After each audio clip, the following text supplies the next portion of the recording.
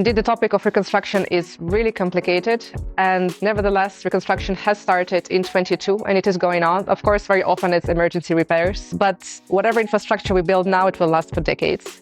So we have to be thinking forward, and we have to make sure that this infrastructure, not only energy, but whatever infrastructure has been rebuilt, is human-centered, with inclusivity included, sustainability included. And of course, what Ukrainians really care the most now is security. And so this is an opportunity to be thinking about security at large, also environmental, climate security. And this is exactly what we are trying to do in combining different elements and showing that energy efficiency is also a part of the solution.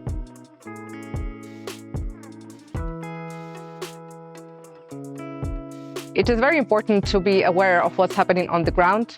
And although in the news it looks like there is just destruction happening all the time, there is also life that is going on. From the east to the west and the north to the south, the situation is very different. So it's important to be aware and to make sure that whatever kind of news you hear about, that there is confirmation from the spot. And also there is a lot, to be honest, what Ukraine can share with others. Different lessons of resilience that we've experienced, how to make the infrastructure better, safer, and more resilient. Again, this is what we are learning hard way, but this is an opportunity for definitely a cooperation between Ukraine and Europe and the world, largely speaking.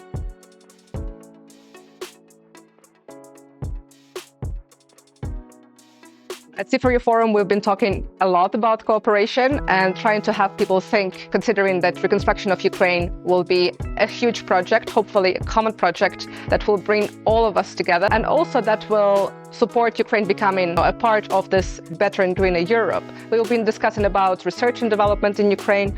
We've been discussing about business cooperation, and of course, much more. So it's really up to us when we start. There is a lot that is going on already now, and hopefully all of these connections will, help us to rebuild Ukraine, more sustainable and green, and that Ukraine also supports other countries to also recover better.